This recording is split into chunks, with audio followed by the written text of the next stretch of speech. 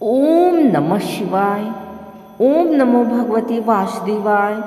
श्रद्धालु भक्तों, माताओं, बहनों और भाइयों, आज हम सब यहाँ एक ऐसी अत्यंत पवित्र, पुण्यदायी और चमत्कारों से भरी कथा को सुनने के लिए एकत्रित हुए हैं, जिसका संबंध केवल एक वृक्ष से नहीं बल्कि भगवान शिव, भगवान विष्णु, ब्रह्मा जी, पितृदेव और समस्त देवताओं से है। जिस वृक्ष के मूल में ब्रह्मा जी, जिसके तने में भगवान विष्णु और जिसकी शाखाओं में महादेव स्वयं विराजमान है, ऐसे पीपल देव की यह कथा जो सुनता है उसके पाप नष्ट होते हैं, घर में सुख शांति आती है और पितरों को भी मोक्ष की प्राप्ति होती है। आइए पूर्ण श्रद्धा, विश्वास और शांति के साथ पीपल देव की इस अद्भुत कथा को श्रवण करें। बहुत प्राचीन समय की बात है। भारतवर्ष में एक सुंदर और धर्मपरायण राज्य हुआ करता था। उस राज्य के लोग वेदों का अध्ययन करते थे, ब्राह्मणों का आदर करते थे और प्रकृति को देवता मानकर पूजते थे। उसी राज्य में एक गांव था, धर्मपुर। गांव के बाहर एक बहुत पुराना पीपल का विशाल वृक्ष खड़ा था। उस पीपल की छाया इतनी शीतल थी कि दूर दूर से यात्री वहाँ विश्राम करने आते थे। लेकिन समय के साथ लोग आधुनिक होते गए। पीपल की पूजा करना बंद कर दिया गया।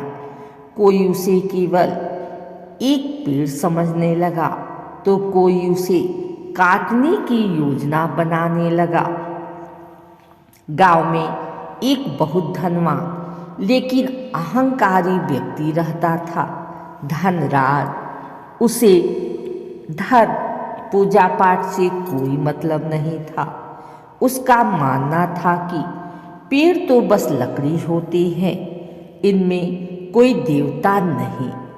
एक दिन उसने घोषणा कर दी, इस पीपल को काट कर यहाँ बाजार बनेगा।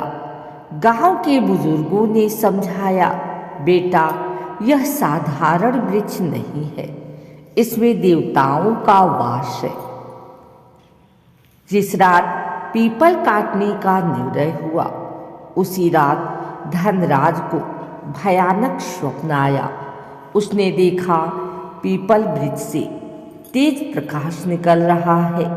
उस प्रकाश से एक दिव्य पुरुष प्रकट हुए और बोले, मैं पीपल देव हूँ, मेरा अपमान करने वाले का विनाश निश्चित है।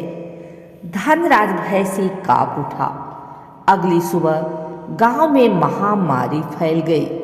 पशु मरने लगे, लोग बीमार पड़ने लगे। एक संत वहां आए। उन्होंने कहा, यह सब पीपल देव के अपमान का फल है। जो पीपल की सेवा करता है उसके घर कभी दरिद्रता नहीं आती। संत ने बताया, पीपल की जड़ में ब्रह्मा जी, तने में भगवान विष्णु, शाखाओं में भगवान शिव, पत्तों में सभी देवता और नीचे पितृदेव निवास करते हैं। धनराज को अपनी गलती का एहसास हुआ। उसने पूरे गांव के साथ पीपल देव की पूजा की, जल अर्पण किया, दीपक जलाया, 108 बार परिक्रमा की। शनिवार को तेल का दीपक लगाया। कुछ ही दिनों में बीमारी समाप्त हो गई। धनराज का अहंकार टूट गया। गांव में वर्षा हुई, खेत लहलहा उठे, पितरों के सपने आने बंद हो गए। धनराज के जीवन भर पीपल देव की सेवा का संकल्प लिया। शास्त्रों में कहा गया है, जो शनिवार को पीपल पूजता है उसे शनि दोष से मुक्ति मिलती है। जो सोमवार को जल चढ़ाता है उसे शिव कृपा मिलती है। जो पीपल के नीचे दीपक जलाता है उसके पितृ प्रसन्न होते हैं। जो इस कथा को सुनता या सुनाता है उसके 7 जन्मों के पाप नष्ट होते हैं। इसलिए हे भक्तों, पीपल को केवल पेड़ मत समझिए, वह चलता फिरता मंदिर है। जहाँ पीपल है वहाँ देवता है, वहाँ पुण्य है, वहाँ मोक्ष का मार्ग है।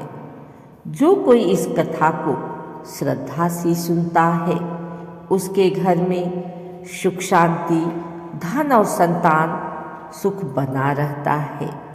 पीपल देव की जय, महादेव की जय।